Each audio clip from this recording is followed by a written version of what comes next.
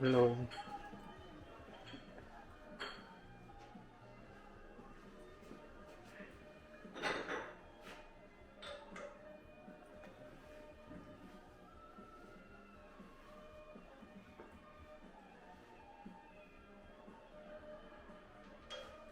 Can I help you at all?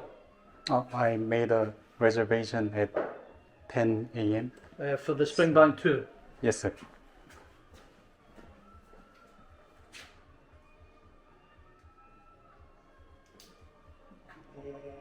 Tim and Kim.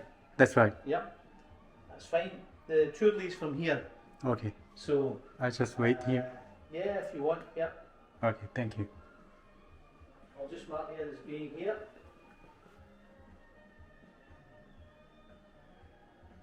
That's fine. That's you booked in. Thank you. No bother.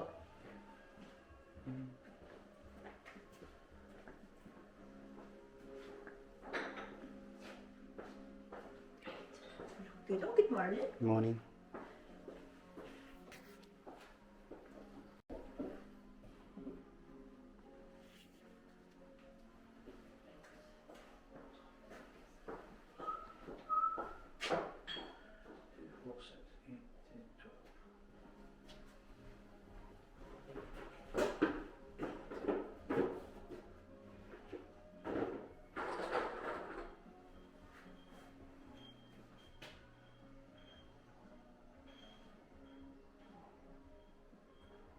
Can I buy these bottles? Yes. Oh. But 10 o'clock, we have the licensing hours are from 10 o'clock onwards.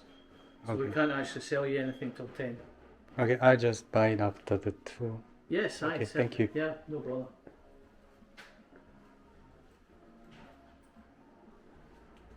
And these are the cage bottles. I don't know whether you'd be interested in these. Wow, These are one-offs. those looks expensive. There's the price list there. Under 11 years old, 60, 12 to 15, 75, 16 to 29. There's only a 14-year-old, that's a 14-year-old, that's the height, and that's the oldest we've got. But they're Springbank, Long Row and Hazelburn. Okay, thank you. Okay? Thank you.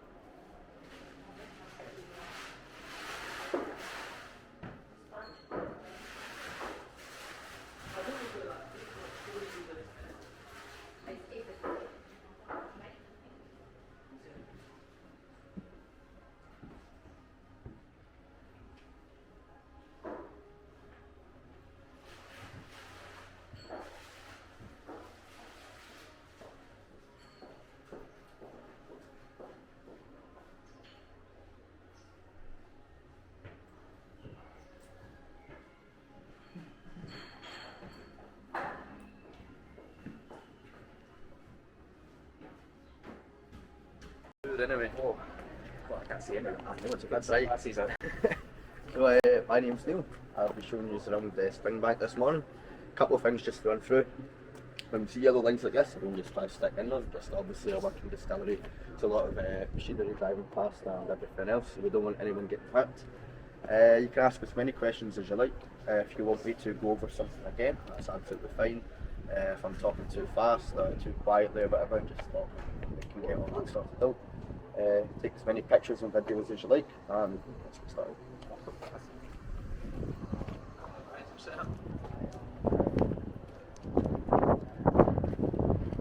That's everyone's first. Oh, first actual Springbank, yeah. Good. And before we left. It's a good one to do. We're going to do it in just Springbank is probably one of the most good ones to do.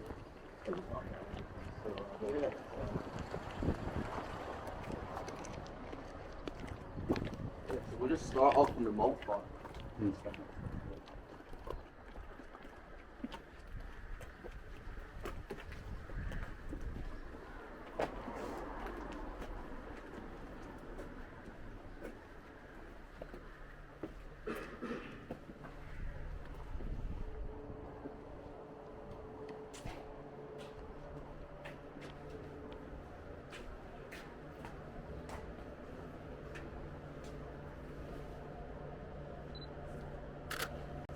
Okay, so welcome to Springbank. It's Scotland's oldest family-owned distillery, currently in its 5th generation of ownership. It was established in 1828 by a man called John Mitchell, who later brought his son Archibald Mitchell in to join him, and that's how the parent company became known as J&D Mitchell. It's the only distillery left in Scotland to carry out 100% of the process on site, so that includes all your maltings, everything that's happening here, all the maturation, so all the warehousing of the casks, and also the bottling of our own products. Today we're not actually able to go to the bottling hall, just because of COVID reasons really. There's a lot of people working there, probably around 25 to 30, and not the best ventilated, so if somebody was to get it, there's a good chance a lot of people would potentially be off, so we just avoid that today. It's also Scotland's most traditional distillery, so everything you're going to see here today is methods that have been used for well over 100 years. Okay, so this barley, this is Sassy barley that's done here today. So we source this from the northeast of Scotland. It's going to be stored outside in 2 30-ton silos just out that with the wall there. And when we're ready to use it, a conveyor belt is going to take it up to the steep, which is on the first floor, just up in the corner above us. We'll maybe actually go up and have a look at that afterwards. It's not actually in the tube, but since it's a small group, it's a good opportunity to do that. So the steep is basically just a big cast iron bathtub, and that's where you're going to soak the barley in order to wake it up from hibernation and to get it to start growing. So we're going to let the barley uptake water for 12 hours, and then we're going to drain it for a further 12 hours, just to help replenish its oxygen levels. We're then going to steep for a further 14 hours and then drain for 4, and at which stage the barley will be sitting around 46% moisture content, which is great for it to grow at the rate that we're looking at it to grow.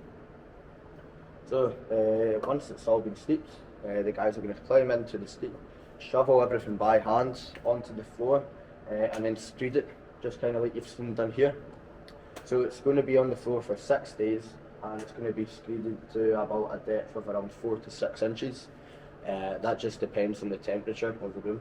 So, the point of that is to reach the ideal temperature for growing, which is 16 to 20 degrees Celsius.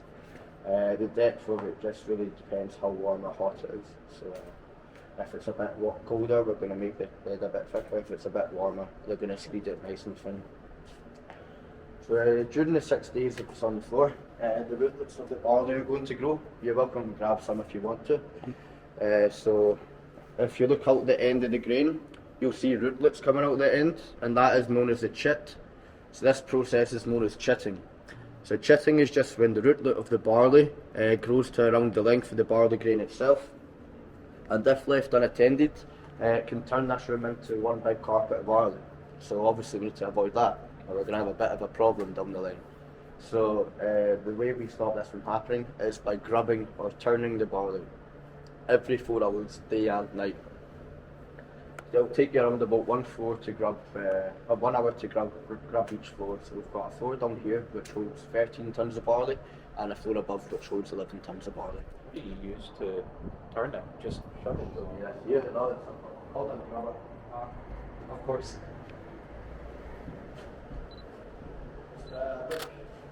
Cast iron tool. It's a traditional tool. So like I'm not going to do it because I think it's just been done. But so I'm going to drag it along the bed just like this. And these forks will take the barley from the bottom of the bed to the top and just stop things from getting too tangled together. Sometimes it's not most effective. So that's when probably the most high-tech thing in the whole distillery comes in.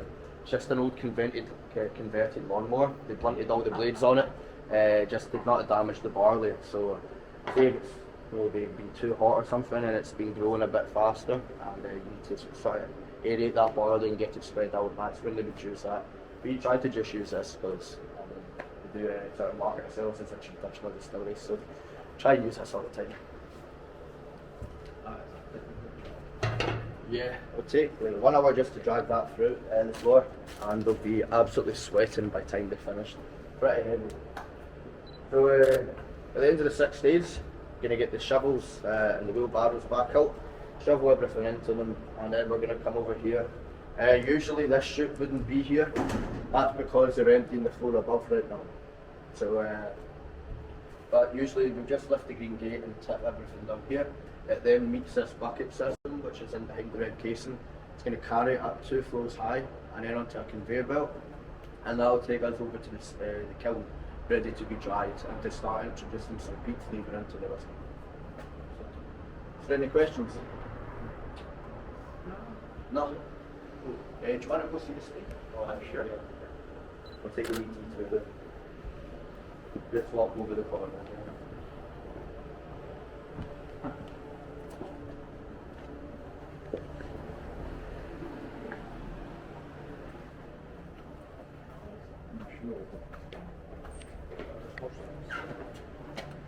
If the 2 minutes out there, maybe we won't be able to see it. That's alright.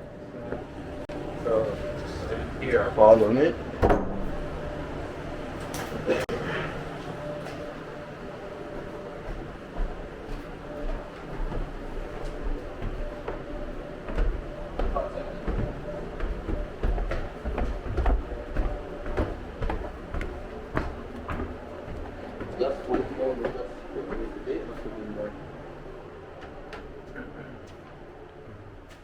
This morning, probably 6 AM, the boys are in clearing all this barley away. It's a very old school sound system you've got in Yeah, there as well.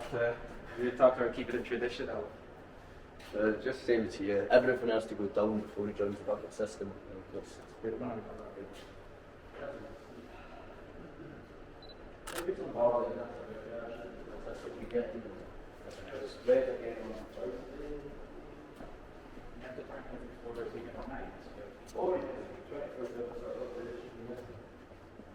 But here we are, this is some barley steeping right now.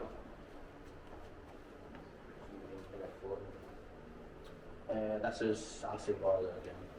The other day they had some local barley in here, which is pretty nice. So the barley, it comes from silos, it goes above here, and these chutes are going to direct it into each part of the steep. Then the boys will spread it all just by hand, really, nice and flat, and then they'll introduce the water. Just the water. Just another hose. Yeah, the hose over there, sort of. But that all comes from Cross Hill Lock. It's a man-made lock that sits at this foot of the Million, the hill that came over the town from. Can't see it there, but it was made in the 1800s for all the distilleries that were here in Carleton. But now there's only 3 that remain on the line. And since Scotia and obviously going down, the only 3 there is. When these other ones start up, I'm not sure if they'll be getting use of it or not, because they're not really from town, I guess. But I'm not sure. Yeah, I've no idea. I'm not quite sure what they'll be doing there. Probably get onto it, I'm not sure. But yeah, most steeps you'll see it's just a lot easier to work with nowadays. They'll have doors that you can just move and the steep and then barley will fall out. There was after climbing there, and it's so much barley shovel all the way over the shoulders now. That's And probably then the worse. water gets drained out, or Yeah, the water gets drained. The water's drained and then it's left to sit for 4 hours before you then spread it on the floor. Quite low seasons as well. how much work you put in just to get the whiskey. Even at this stage, that's a lot of manpower. I would usually 3 people per floor. So someone will just be constantly shoveling the vessel, spreading it all, and then after that they'll all go skiing. Suppose we do get some more Oh yeah, definitely. If we went more automated, it would be like 3 people on a shift, 3 people shift work, and then we'd all be on a job. Just have to run more tours.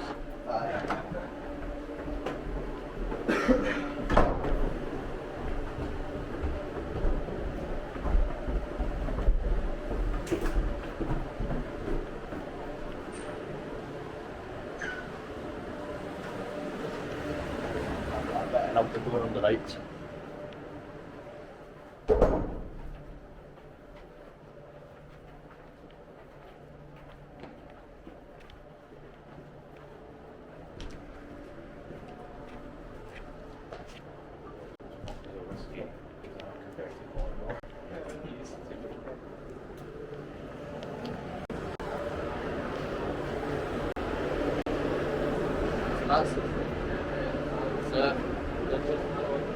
That's the very start of the process for us. The barley just comes in the lorry, puts it in with there, and then it's all put in here till we're ready to use it. This is dried peat now. So we source this from Peterhead. Dried peat is a great fuel source. That's what you're going to use to build up the heat within the kiln, and then you're going to smother the wet peat with dried peat. So this is our wet peat pile here. We get that from Inverness. And when you smother wet peat, dried peat, you create something called a peat tree. And it just basically comes up. It's going to go up the back of the kiln, and then eventually seep into the grain through a mesh or a bubble. So that's how you get the smoke of this. It's going to sound like a very complex, but can you just add water to dry peat? Typically, widely used. No, it's different stages of formation. So it takes thousands of years to form, and it's like the first stage of formation of gold. So this stuff is pretty much near the gold, I would say. And this stuff's not quite there yet. Yeah, it's a bit more muddy, yeah. You're welcome to grab some and see the differences if you want. I can see with my eyes, I think.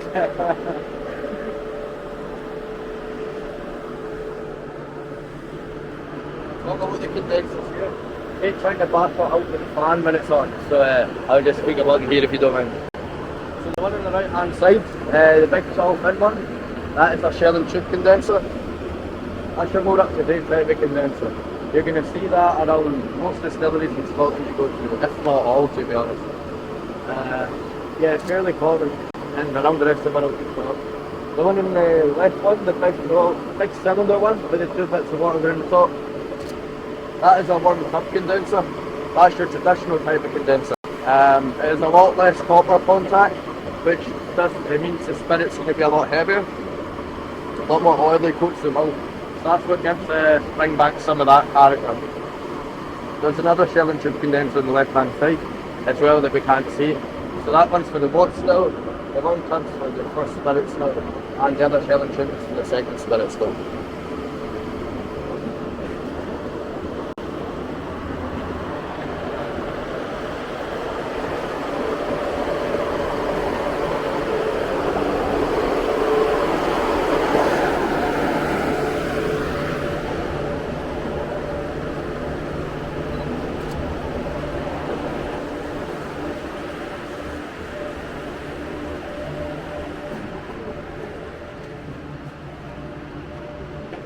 Okay, so kiln, basically just a big fireplace.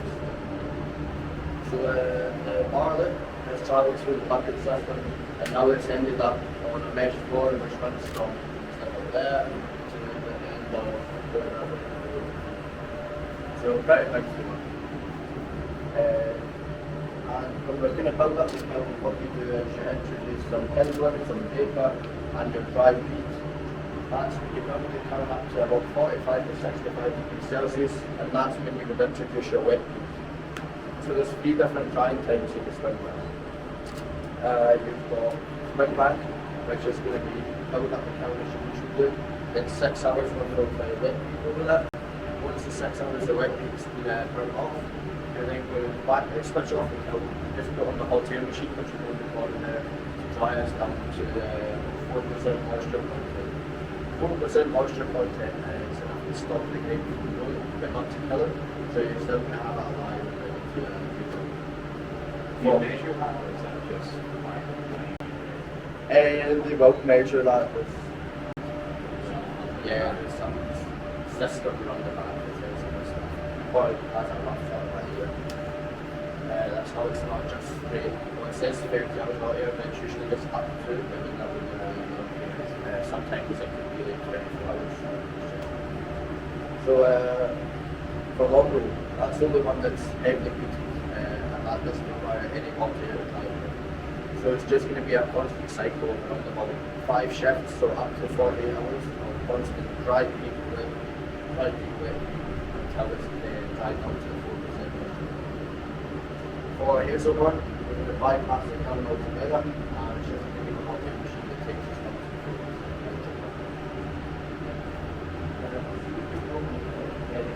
Today, and that's just like shit right there. It's pretty dark. It's really sooty as well. It's got hundreds of years worth of soot in the walls. So just wash your clothes and wash your feet or something like that.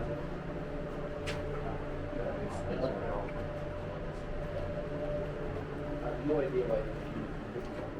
So what happened? So all the kiln goes round the back. I don't know why it's the thing like this thing is a bit silly. It goes all the way around the back and then comes out this big blower. All the smoke and the hot air comes through this as well. Just comes blowing out and it's going to fill this room and seep through that mesh floor above us. That's where the grain is sitting, and that's how you get all this smoke here. Yeah. So it goes all the way back as well, just to where we're standing. And you'll see better in the light there, doesn't it? Dry and just lovely walls. It's a bit dry today actually, so you won't get any echoes. When it's just off, it's obviously really hot and Still feels not pretty nice. hot here, to be honest. Yeah, Sunday barley drop through. Yeah. Some big machine.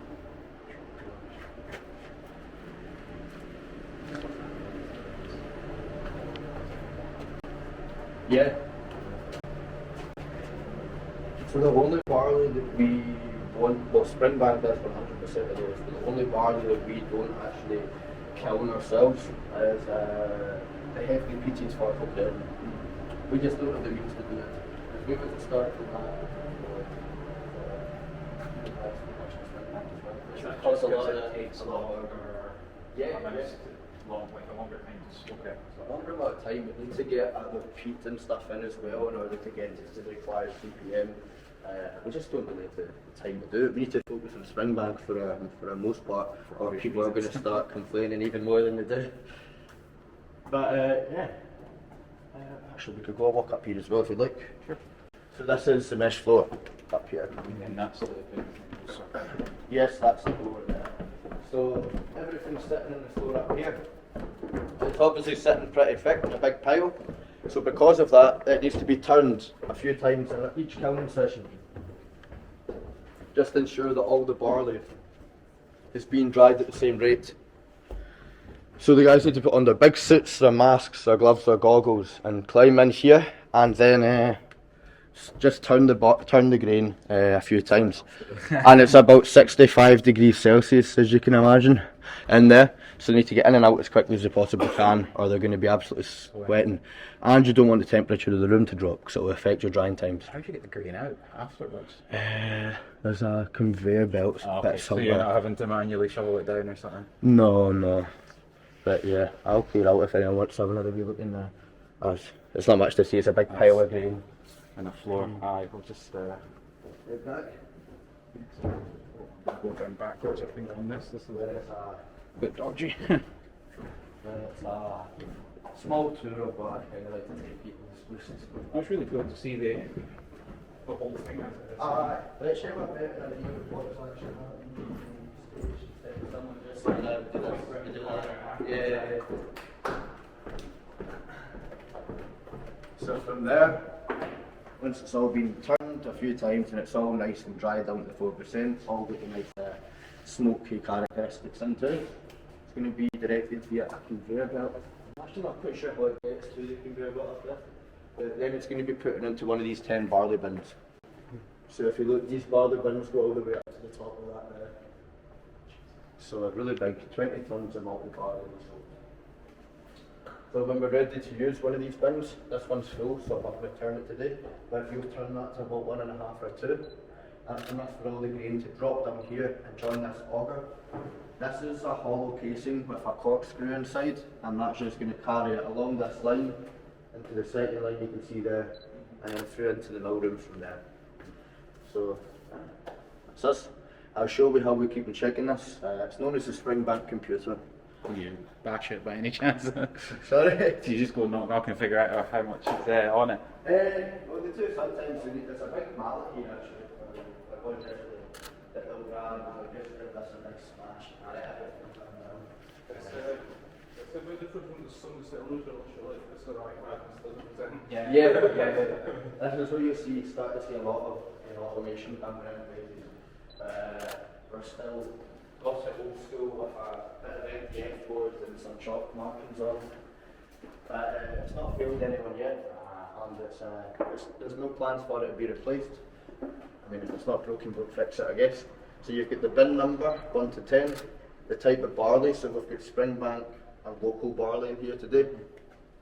Whether it's full, whether it's empty, what's going to be emptied next, what's going to be filled next, just to be started.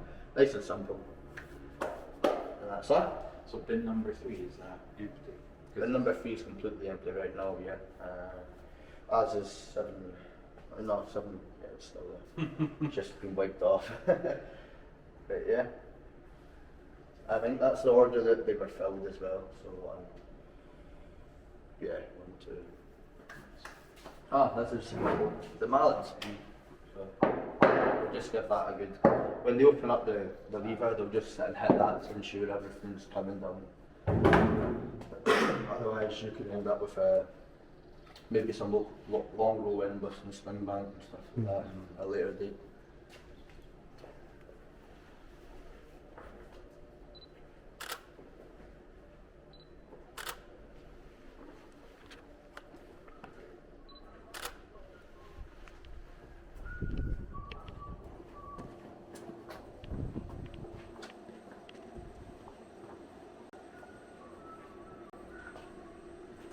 Okay, so the grain comes through the auger there, drops below them floorboards, and then these 2 grey pipes are going to carry it up 3 floors high into the top floor of the mill.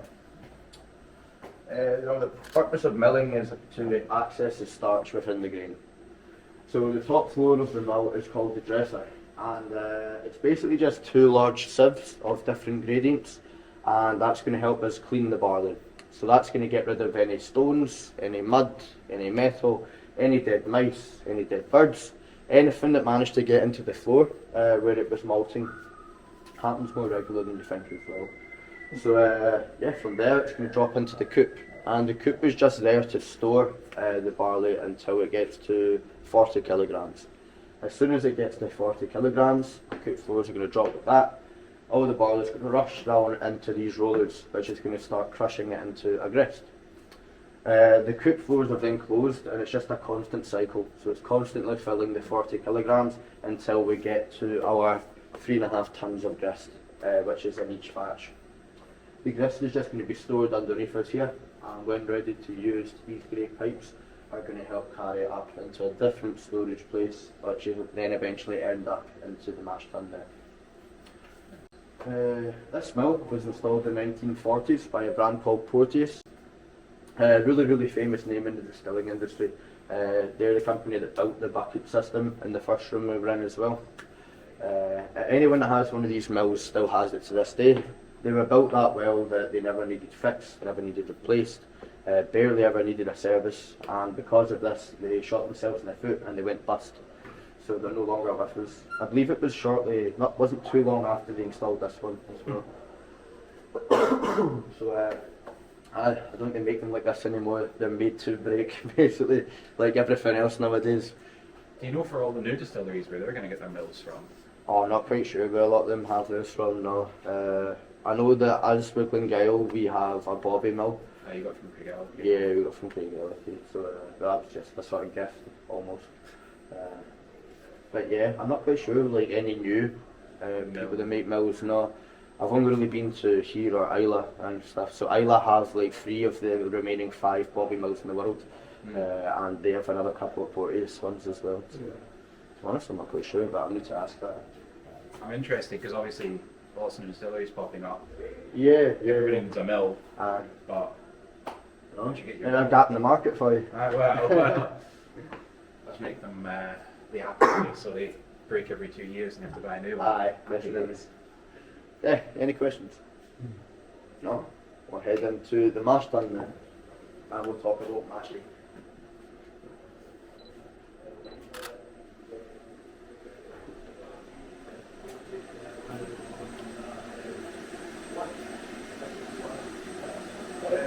Okay, so this is the mash tun. The purpose of mashing is to extract the sugar from the starch, and you're going to get this by introducing multiple hot waters at different temperatures to the grit. This one is a traditional mash tun, open top, so it's a raking glove mash tun, well over 100 years old. Let's go for the first water, the grit, along with 17,000 litres of water at 63.5 degrees Celsius. It's going to come out of this big red pipe here, and we're going to fill up the mash tun together till we reach about this point here. At which stage we're going to do 2 rotations, so it's going to stir the solution twice, and then we're going to leave that to settle, just to help get some of the sugar. After that, we're going to drain only the sugary water, and that's known as wort. That's known as wort to this thing, right? Well, you threw me up there. So that's known as wort at this stage. It's just it drains from here, passes through the underback, which is the red container you'll be able to see there, and it will then make its way into one of our yeah, one mash tun. So the second water is 6,000 litres at 10 degrees Celsius. That comes out of the pipe on its own because the grist is already in here. So we're going to fill up about this point, 2 rotations, we get it settled, and then we're going to reclaim the water again to pass through the underback and then make its way to join up in from the first water in the bottom. So that's the only 2 that we're using for fermentation right now. The only 2 waters we're going to use. So that's beginning the next stage of the process. But we're not finished with what's in here, because there's still a lot of good sugar in the grain that we don't want to waste. We also need to get that grain out of here as well. So the third water, 15,082 degrees Celsius. Fill up, 2 rotations, leave it settle. But we're going to reclaim this third water into a different storage unit, which is above us here. We can't see it right now though. So then the fourth water, 6,082 degrees Celsius. Fill up, 2 rotations, leave it settle. But the main part of this fourth water is to get the grain out of here. We are going to reclaim the water as well. So yeah, that's going to be air compressed. A lot water and on the grain are going to be air compressed all that side of the mash tun, and it's going to end up here.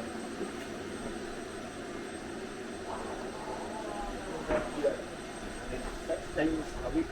A local farmer is going to park his trailer like he does here, and all that everything you can see is going to be taken away for him to go feed his cattle.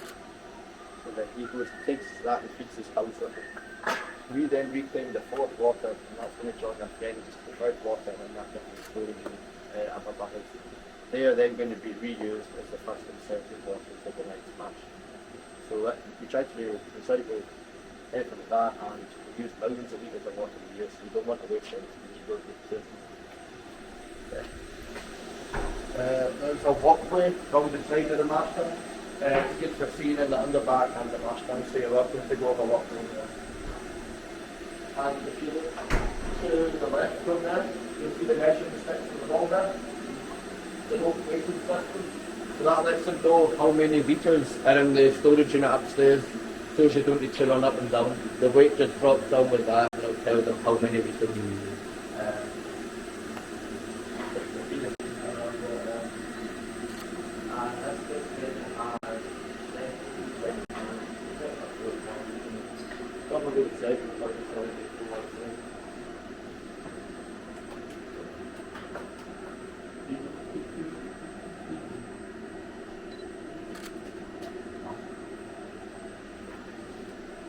Well, this is a wee ping pong paddle.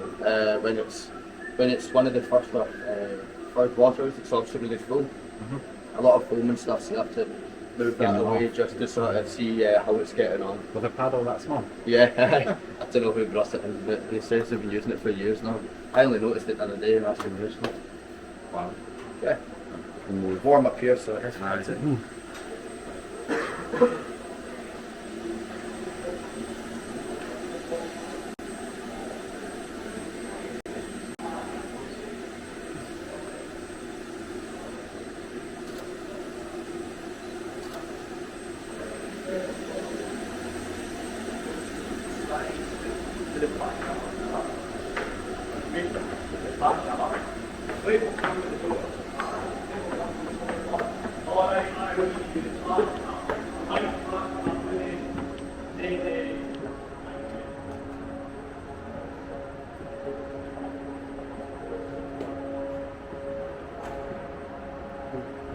So the wort has passed through some pipes behind this white wall here, and then it's going to go through that paraflow which I think you'll be able to see from where you're standing.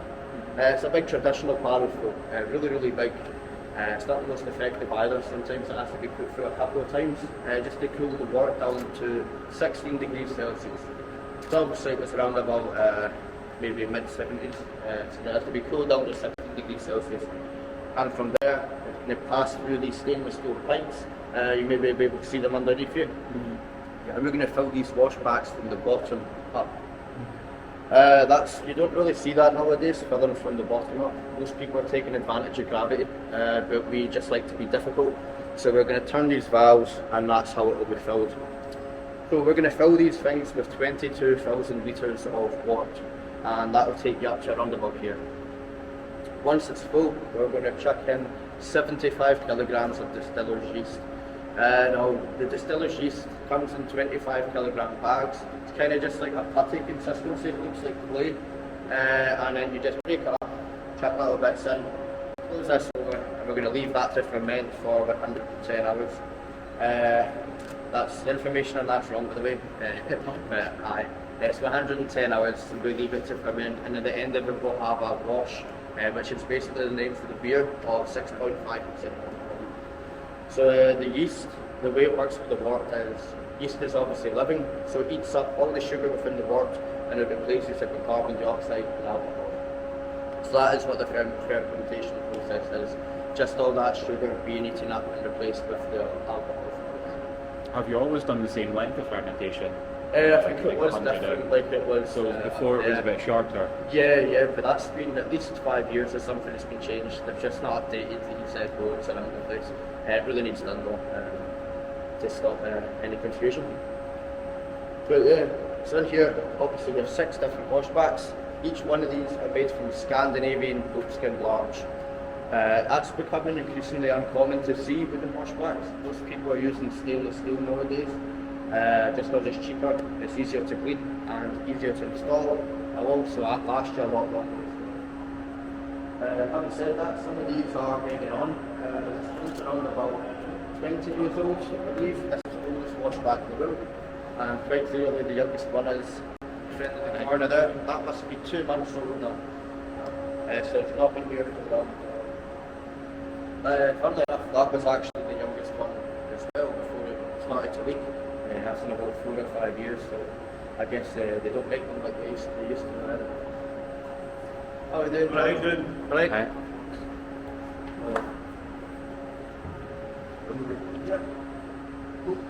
A lot of foam on this one.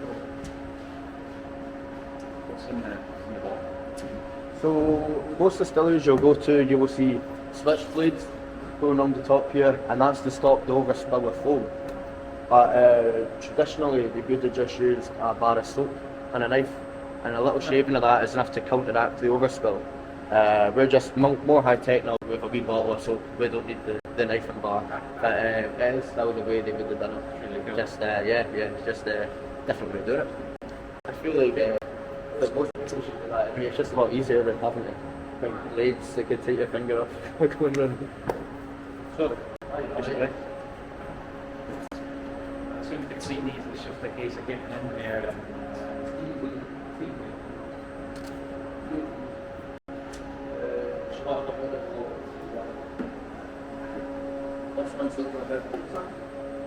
I'll see the beer start coming there, and you'll see a little bit of the yeast spill to the clear there.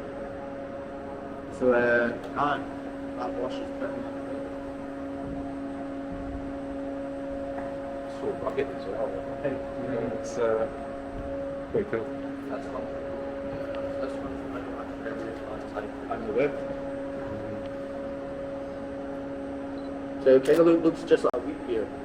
Really cloudy, like a crowbar than a something like that. Doesn't taste good anything. Distillery or something. Excuse me.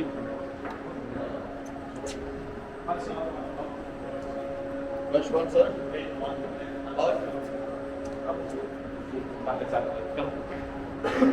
Yes, I tried to do it. Alright. That's actually, I've never seen that seeds. They shoot that, and I think that's very consistent. It's like, it's filling from products. As you can see here, just a little bit. That lets them know what's being filled. Does it stop at any point, or does it get to come back and make sure? I think it will just be the correct amount of liters that we've come through. It's going to be just once it's full, it's full. So that's the nicest smell of these. You get used to it.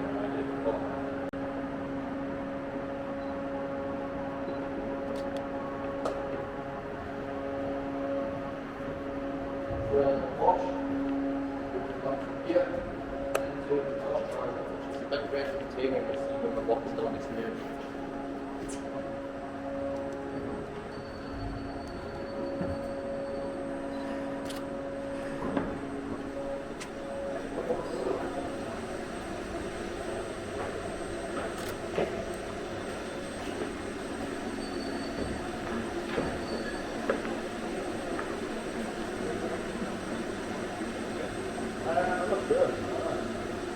God, do you know why the length of fermentation changed from what's on the board there? I thought it was 110 hours now.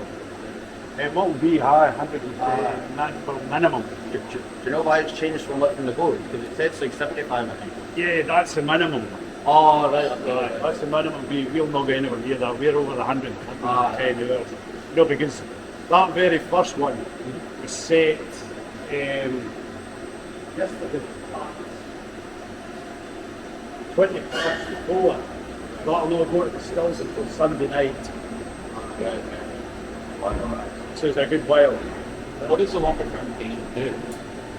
I actually like basically gives it a bit more fruity. Right. So fruity is a taste. Like for sterile. It's as you say, that's the sort of time scale we do. And then once that one goes, just around clockwise, we only do 6 a week. 6 a week. So you can imagine there is quite a difference. Minimum is 72, which we never do in here. No. So, listen, it's a still house. Down here you're going to have 3 different copper stills. The one in the far corner is the box still, and that is the biggest of the 3. That is the one that goes to the shell and tube condenser I showed you outside, the big tall thin one. The middle still is bovine still number 1, and that goes to the big traditional warm tub condenser outside. This one, bovine still number 2, goes to the other shell and tube that we couldn't see from where we were standing. So there are 3 different distillation methods here at Springbank. The Springbank whisky is 2.5 times distillation. That is the most unique to us. We were the first people to do that type of distillation. There's one other distillery in Scotland doing it, but I can't remember exactly who they are. Theirs is slightly different. Theirs is technically like a 2.7 distillation. They call it 2.5, just like we do. Sorry? It might be actually. You're like 2 Well, technically we're 2.8 as well, but maybe I'm just down to 2.5. So the middle still is double distillation, and that is, long roll is double distillation, and that is the traditional Scottish method of it. We also do triple distillation for the Hazelburn, which is your traditional Irish method of distillation. I'll talk you through the 2.5 times 2.8, just because it's more unique for us. So distillation is essentially the conversion of a liquid into a vapour, which is then condensed by the condensers outside back into liquid form. We're going to take half of a wash from the wash charger, we're going to pump it into the wash still. That wash still is heated up via direct fire underneath and also steam coils inside. It needs that little bit extra help because it's so big with the direct fire. So just like a big kettle, it's going to heat this spirit up, it's going to evaporate up, out of the line arm into the condenser, where it's going to be condensed back into liquid form. It's then going to travel through some blue pipes, much like these ones you can see outside, and then come out into this pod here. And that's called our low wind. We then take our low winds, we're going to pump them into low wind still number 1. That's only heated up by the steam coils inside now though. It's a lot smaller, you don't put it all. So evaporates up, out the line arm, into the worm tub condenser, to be condensed back into liquid form. Then comes out, blue pipe, and into this pot, and that's our faints. So you then take half the low wines and half the faints, or it's like, so for so many percentage of low wines and so much percentage of faints, combine them together, and then you distill that half of the spirit for a third time. So you only take that and you put it into the third still, heated up by steam coils, evaporates up, out the line arm, and then you're going to combine it with the rest of the liquids, and then you're going to start to do your cuts, which is happening here. So our cutting time is going to be 45 minutes. You let the heads run form into this pot. The heads are too poisonous for human consumption, so we're just not interested in them. We're then going to turn this lever around there and let the hearts run out, like it's happening here. So that's going to run for 8 hours. At the end of the 8 hours, we then turn this lever back round into this pot, and the tails are going to join the heads. The tails are just too weak, we're not interested in them. If you were to put them into a cask and mature it, it would drop below 40% too quickly and you couldn't call it whiskey. So that's why the hearts in turn is the only part that ever becomes whiskey. So that is then transported from here into a holding vessel and then into the filling store, ready to be filled into our old cask. If we're doing double distillation for long row, very basically we would have just stopped the process after the second still. If you're doing Hazelburn, instead of taking half the product, all the product, we do it into that still. So that's the basic difference. The cutting times will vary, but I'm not quite sure on when. You're left with some product in the bottom of these stills. One of them's effluent, another one's cocktail, another one's spent leaves. We have no use for them. So we would just dispose of them, typically. But we now give them to a local farmer who uses them as fertiliser for his fields. So everything's pumped underground to Kilkerran, and he collects all the stuff at Kilkerran and Springbank up there. There's some boards in the wall over there. They explain each of the processes much better than I ever could, so you're more than welcome to take a picture of them. Why are the middle cuts so difficult to take a piece of? The more you distill a product, the more pure it gets, so the stronger it is. That's why the... Right, yeah, obviously. Yeah. That's it. You pick the longbows, the weakest with the double distillation. You spring back in the middle and then you put that. So take as many pictures as you want. If you're interested in learning more about the distillation, then post to some brilliant products. Alright?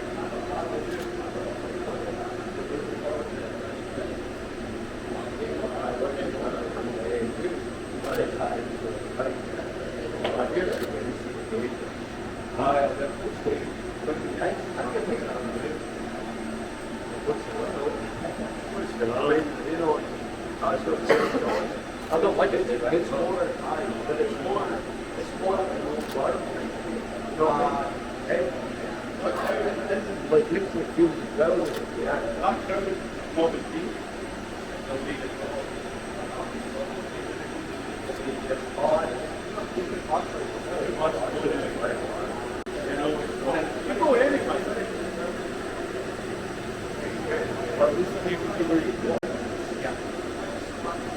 Go back to the imagery after.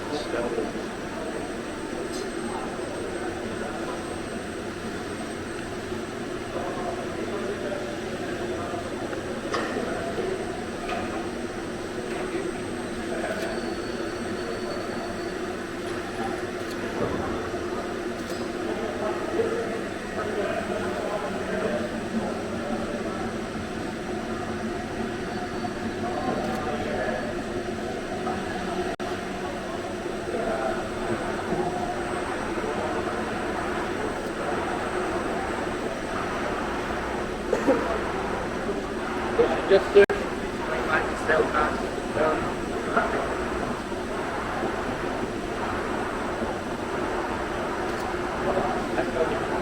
You can get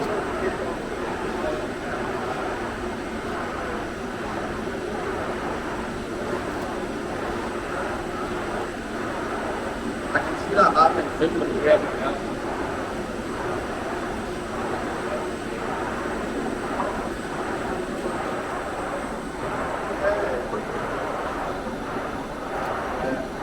I can see it turn out, to be honest.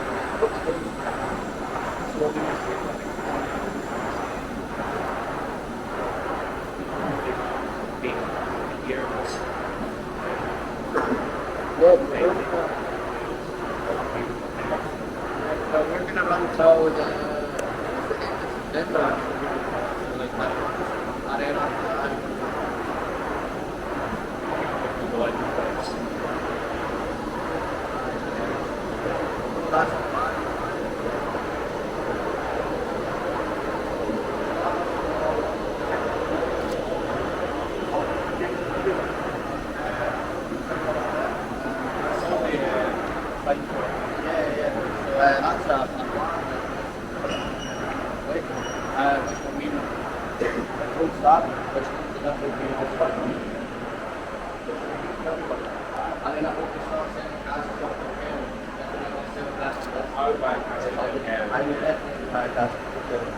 Okay, so we're heading to the film store. I never go to the warehouse. I don't want to get a drink.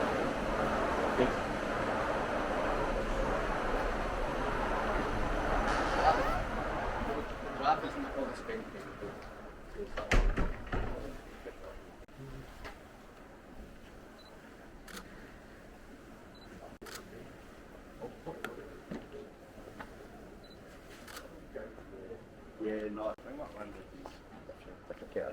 All sorts of phones that you just feel like all the time. We are waiting list of like 6 months. You can ballot off. They've got the barley bottle too though, which is the premium one. Yeah, we considered it today, but we didn't have. We didn't think we'd be awake enough to do 4.5 hours. Yeah, I'm pretty hungover, so like the idea of being like this is really interesting, but also I'd be more animated and like active if I wasn't so hungover. If you're doing it, I think it should be a good day actually, because you will be having a shot. Really? I believe you do it. I think you do it. It's really in depth for me, and whenever that is put that into every little channel, like if you've seen any wee stairs around the place, you'll be going all around that and go there. Basically the whole process. It's really, really good for it as well. And obviously your own unique bottle of Springbank at the end that you blended, so Which is great, but I also don't want to put my own Springbank. Someone who knows what they're doing. it's really good. It's fast though because you sit in there with all your test tubes and stuff, and you can sit and practice all these blends and taste them. So everyone always wants to have a nice bottle. Even like Donald sometimes takes it when he's sitting having a drink of that, he'll just like splash, splash, splash, splash, and it always tastes amazing regardless what he's done. So you can't really go wrong. So the filling store. This is our spirit receipt. and every bit of spirit that we produce in 1 week is going to pass through this. This whole thing holds 23,500 litres of spirit for us. We're going to dedicate a Friday of every week in order to fill anywhere between 30 and 64 casks. That obviously just depends on the size of cask that we're filling into. So if you're filling into the small cask, the ones up there, you'll only get about 100 odd litres in them. You'll fill up with 64. If you're filling into sort of butts or hoggles, you'll get around about the 30 mark. What do you call that kind of small cask? Just a small cask. Is it just its name? Yeah, just a small I cask. thought like barrels were the smallest ones. Like Barrel's the next one actually. It's actually got the names on the front of them there. So small cask, barrel, hogshead, butt. There's larger one than that, porch pipe, and you also got a ton cask as well. sherry gordas as well. That are Yeah. I think we only, the biggest one we use is a porch pipe though. right. Anything over 700 litres you can't call it whiskey anyway, so we would want to make sure to mark it. But yeah. Have you got any more bean? Have you got any like tequila barrels or anything in here? There's no, not that I know of. Well, Cadden Heads, there's kind of stuff in the pipeline, but we've never really released anything in tequila or anything like that. Well, we do have mezcal here, but I don't know if Cadden Heads are going to decide to release it or not. It was sort of an old manager of Cadden Heads who brought all that stuff in.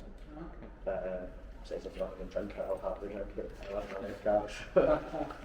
Yeah, so I hope that comes out, and then I hope that we then utilise the casks after that. But not tequila specifically.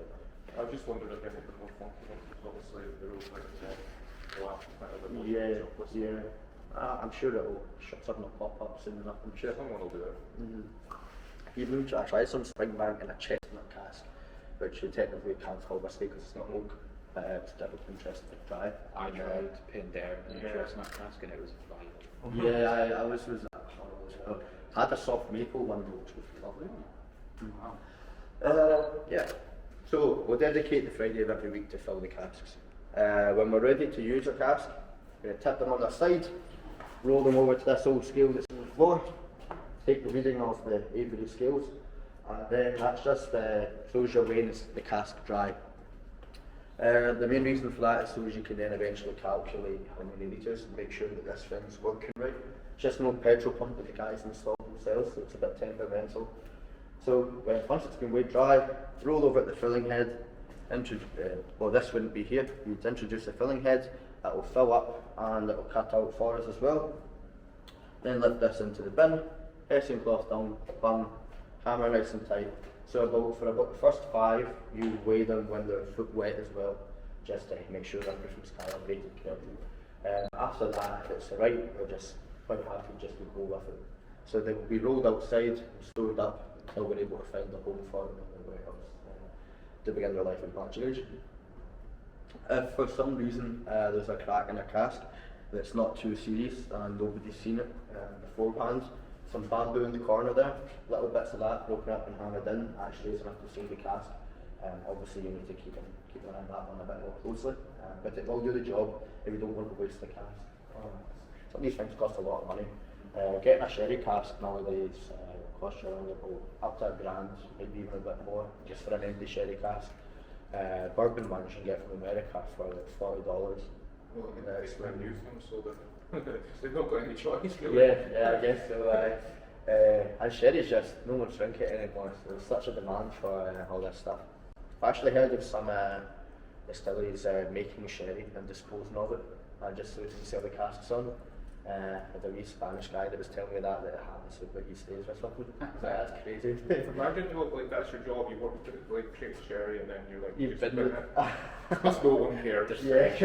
That's our depression. You put your life and soul into making this better. Just you drinking it. The weights here, someone asked me this question the other day, I didn't know what it was, it's just to have calibrated scales. Yeah, it's not for a wee workout if they get bored.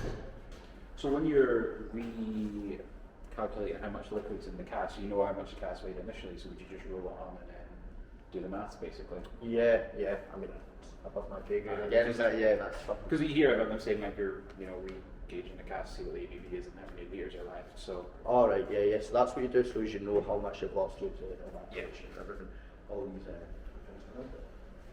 Yeah, you ready to go to the warehouse? Sure. Yes. You went to what warehouse yesterday? The one just kind of opposite the shop. Okay, we're going there. Oh, there's the rack one.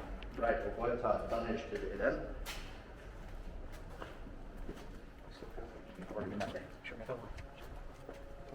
I know what I'm going to buy for lunch.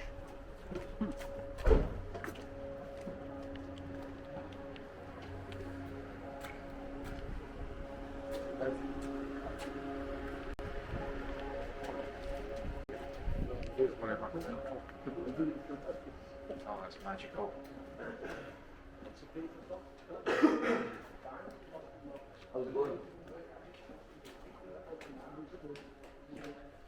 This whiskey store, can Who?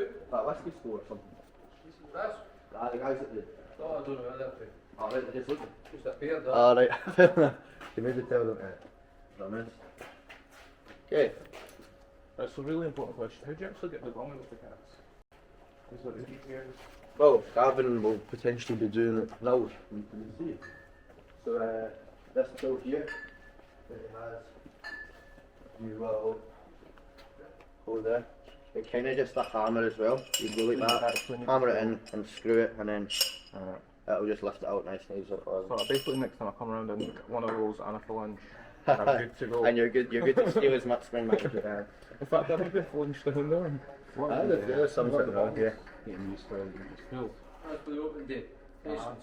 Oh, cool. Nice. So was that 2019 spring? No, it's this one here. It's 2006, prepared and triple distilled. Oh, nice. Not bad, not bad. Did you taste the triple distilled that's in the bar? No way. I'd recommend it because there's never been as far as I'm aware, there's never been an official release of triple distilled cocaine. There was one for the open day. Ah, no, it's Never been an official release, so a lot of people won't have tried that before. So I'd recommend going to the bar and having that. But yeah, this warehouse. So we've got 9 different warehouses on site. Right now we have 6 dunnage and 3 rack warehouses. So the warehouse we're in right now is a dunnage warehouse. Does anyone know why it's called a dunnage warehouse? The earth on the sides. So dunnage in Gaelic means earth. So that's why you've got the exposed earth floors. So these exposed earth floors, coupled with a really nice looking mouldy walls, actually serve a really big purpose for a dunnage maturation. So that's going to introduce obviously some earthy notes, some musky notes. As being so close to the sea, you get some maritime notes as well. All seeps in through the oak. So oak's really good at breathing in the air, but keeping your product nice and tight inside as well. So it breathes it in, and that's how you get some extra notes coming from the wood. It's considered the more premium type of maturation, as well as the most traditional type of maturation you can get. So in a dunnage, you can only legally stack 3 casks high. That's just completely due to health and safety. The only thing you're allowed to sort of use to stack it on is just wood. So it's just wood and on earth. That's what makes a dunnage maturation. In the rack warehouse, so you can legally stack as high as you can possibly manage. Really? At Springbank, we never go over 7. Is there any rhyme or reason to the ordering of the casks, or is it just a bit random when you fill them, what you're filling in? It's random, yeah. Things are moving around a lot.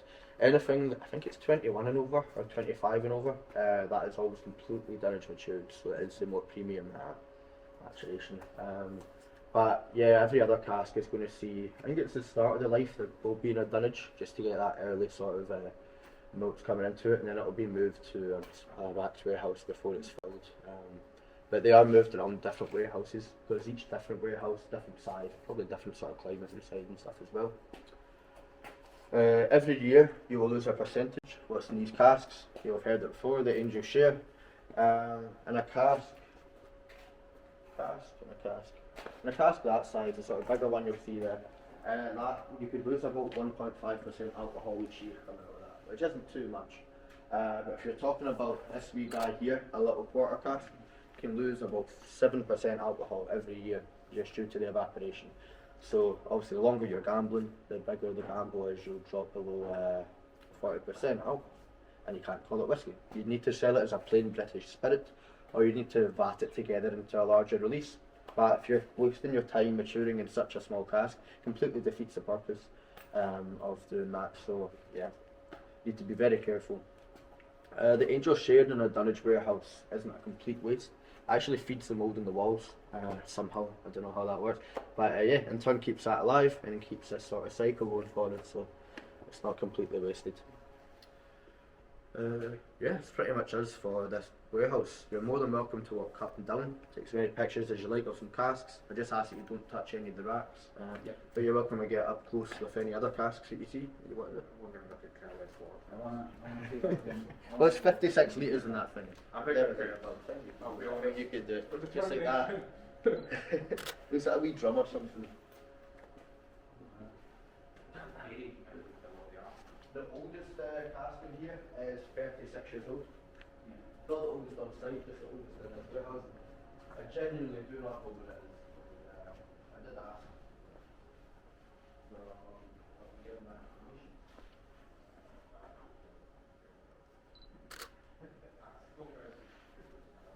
Oh yeah. I used to do this films for private casks.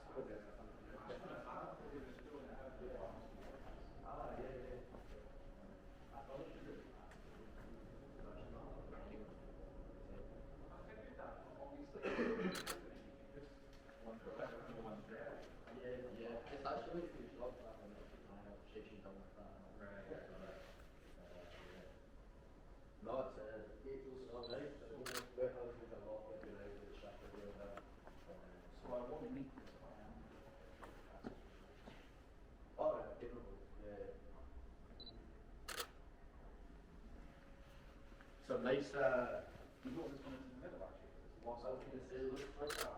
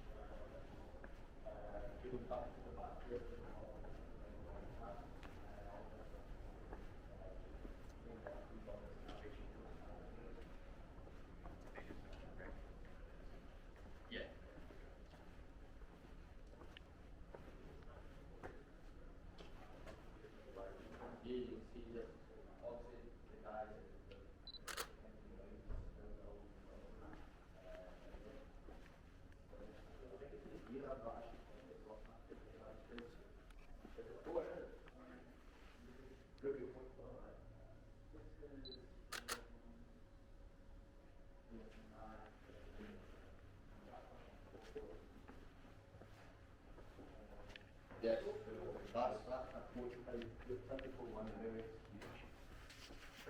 It's good to lose often the levels. Like a lot of distilleries are. We'll get a bit weirder about it. I don't mind at all. There's your Springbank local barley and Madeira casks. So you've got 1, 2, 3, 4, 5, no, 1, 2, 4 of these casks maturing. So this will one day.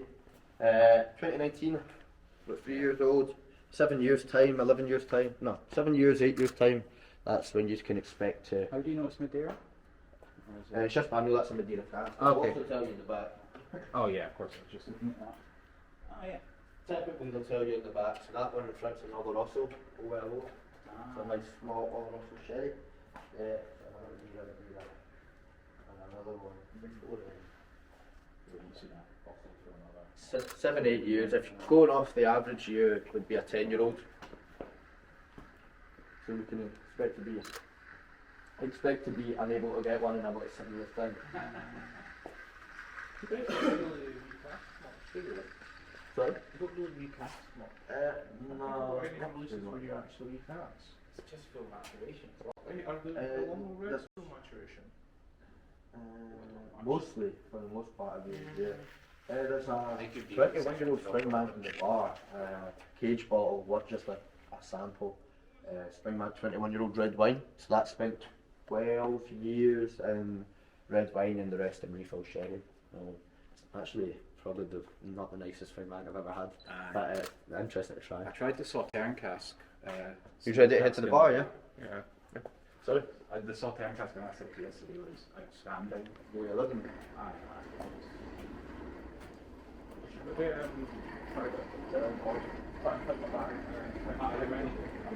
Oh, bad. Where about? Oh, Either in the turns or feathers. We did go to the Chinese, but there was no reason why we would take on to buy them there. So it must be in one of those two places if it's not from Northeast. I feel like Campbelltown's pretty. No, if it's, I mean, I with a bag went with Sloan for the feathers before, that's the 50 years. Really?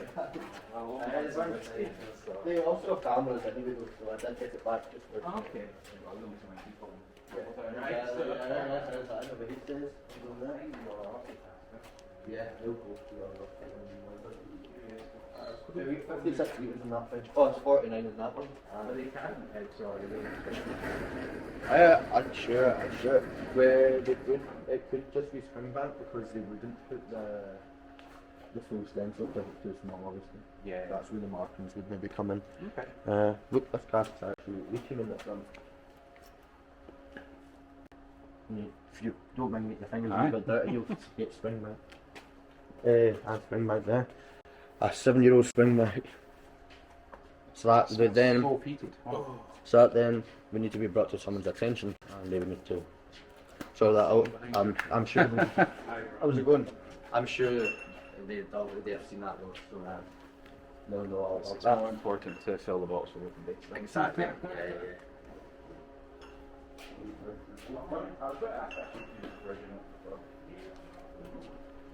Obviously. Yeah, well, yes, there's always some stuff working. There's even some very weird experiments going on. I think it's the same guy that Mezcal was talking about from Cadenheads. He has gin maturing in their Muficat. So it's just going to be like a cocktail, I guess, when it comes out. You want a martini? It's a martini whiskey. Wow.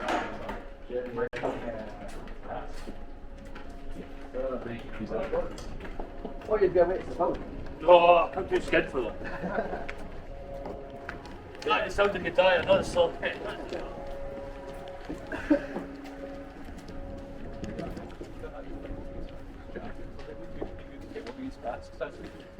I just wrote. I can't be hard.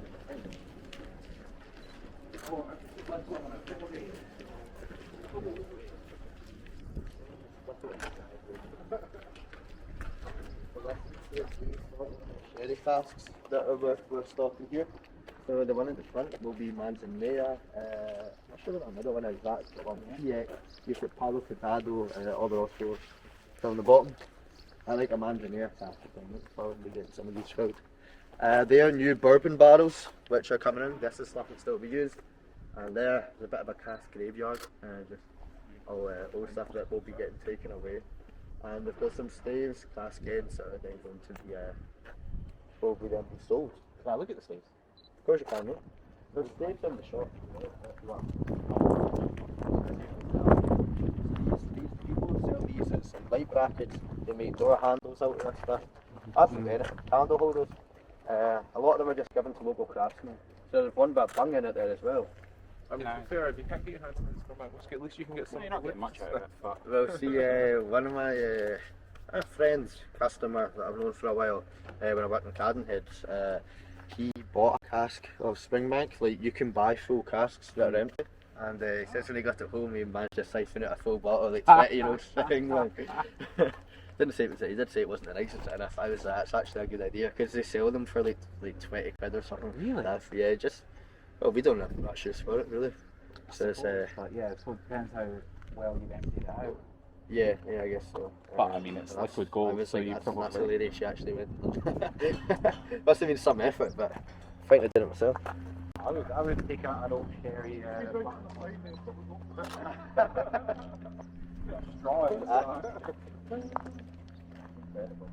need to probably purchase it for lunch to get it now. So Hello. You can find one on that. oh yeah. Okay, we'll go and grab one of the four.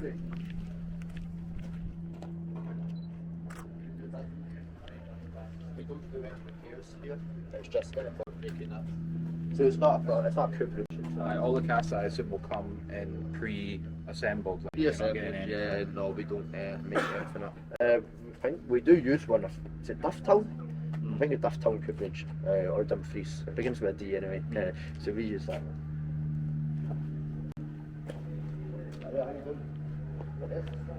Alrighty, you didn't. So if you would like to stand at a glass, yeah, one of the core range boards.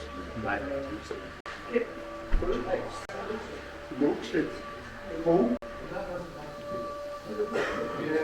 the water actually. How are you? So, today,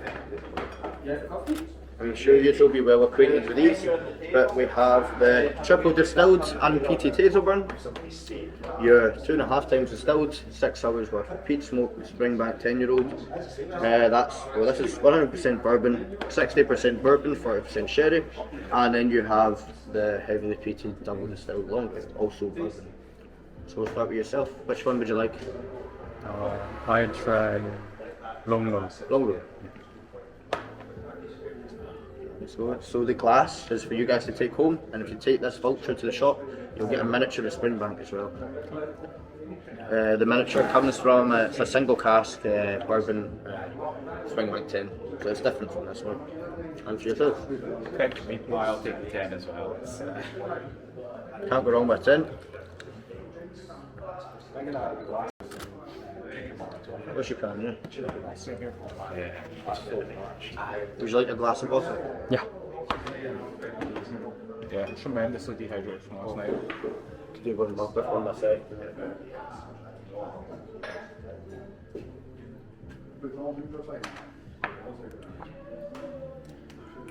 Cheers.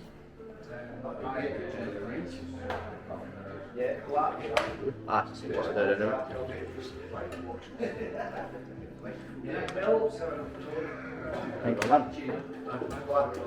It's So, really informative tour. I really like, because I've been on quite a few tours, but that was probably the most in-depth for a standard tour. the guys who got us trained really well. Like they've got a checklist of health points that we need to hit as well. So I think it's good because if not, like people they'll just end up doing their own tours. So I think you'll forget facts and stuff. But there's reviews and stuff. They're really good at doing it, man. But, Yeah, I mean the fact that like if you do other tours around about £10 price mark, they're not really that great normally, and you're like they're very quick, especially if you're getting like a dram and stuff at the end of it. It's like and a wee glass to take home, so you can't get I'd them. pay a tenner just for the glass, to be honest. Most glasses places would cost you about a tenner. So. Oh, well, I better get back to the shop anyway. But, enjoy your whiskies, don't forget your vouchers and your glasses, and I'll see you about for good. Cheers. Thank you.